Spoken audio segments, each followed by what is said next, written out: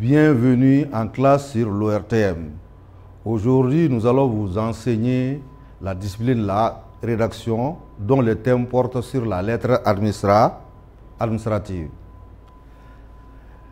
Le plan de notre leçon va s'articuler autour de 6 points qui sont les différents moyens de communication, la lettre, les différentes sortes de lettres, la lettre administrative, sa définition, le schéma ou le plan de la lettre administrative et enfin, comment rédiger une lettre. Actuellement, nous avons différents moyens nous permettant de communiquer, à savoir le téléphone, la radio, la télévision, l'internet, la lettre. Qu'est-ce que c'est qu'une lettre? Une lettre est un message écrit que l'on adresse à quelqu'un afin de lui communiquer des informations. Il existe 2 sortes de lettres, la lettre ordinaire et la lettre administrative. Qu'est-ce que c'est qu'une lettre ordinaire? La lettre ordinaire est communément appelée lettre individuelle ou personnelle. C'est cette lettre-là que nous adressons à nos correspondants. Quand 2 personnes écrivent, on dit qu'elles correspondent. Après cette lettre ordinaire, nous venons à la lettre administrative qui fait l'objet de notre leçon d'aujourd'hui.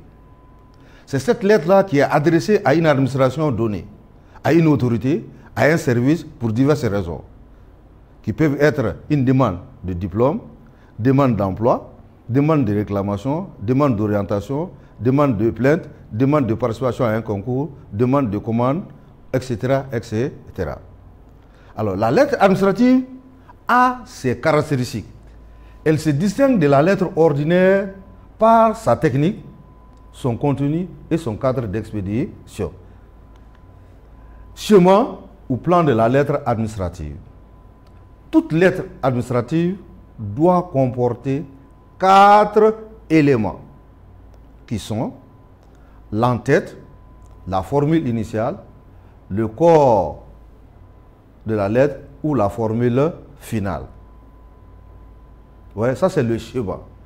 Et quant au plan, le plan d'une lettre administrative comporte les différents éléments, à savoir le nom de l'expéditeur à gauche et en haut de la feuille.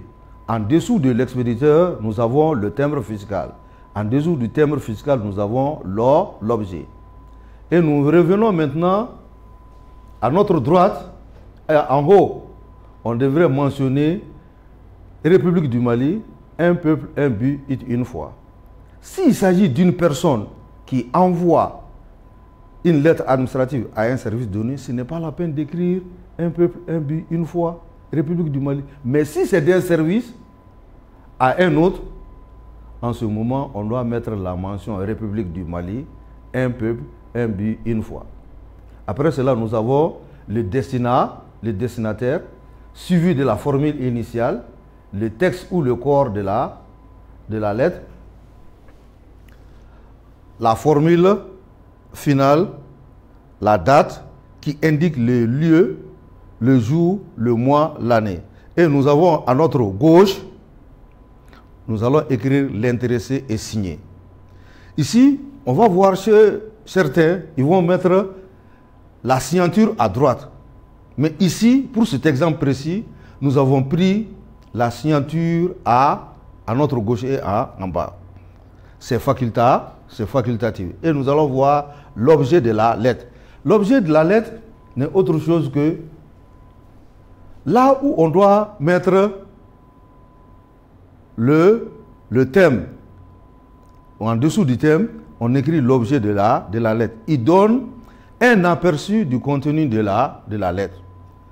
Et enfin, nous avons la formule initiale ou formule de politesse. Comme son nom l'indique, c'est une formule qui nous permet de débuter la lettre. Elle varie d'une lettre à une autre. Et pour ce faire, nous avons pris beaucoup d'exemples. 4. J'ai l'honneur de solliciter auprès de votre haute bienveillance, ou encore j'ai l'ainsi honneur de venir très respectueusement solliciter de votre haute bienveillance, ou encore je viens par la présence vous tenir informé de. Et enfin, nous avons l'honneur de solliciter auprès de votre haute bienveillance. Nous avons le texte ou le corps de la lettre. C'est la partie qui donne plus de détails sur le contenu de la lettre avec précision. Il faut faire beaucoup attention car le contenu doit être clair, précis. Raison pour laquelle on ne doit pas écrire du n'importe quoi dans cette partie. Et enfin, nous avons la formule finale ou formule de politesse, de remerciement et de respect. Alors, il y a plusieurs formules pour remercier ou encore pour apporter son respect envers telle ou telle personne. Ainsi, nous avons pris 4 exemples. Dans l'attente d'une suite favorable, veuillez agréer monsieur ou madame l'expression de mes sentiments les plus distingués. Pourquoi monsieur et madame? Si le destinataire est un homme, on dit monsieur. Par contre, si le destinataire est une femme, on dit madame. On peut prendre également cet autre exemple. Espérant avoir une suite favorable, veuillez agréer madame ou monsieur l'expression de mes sentiments les plus profonds.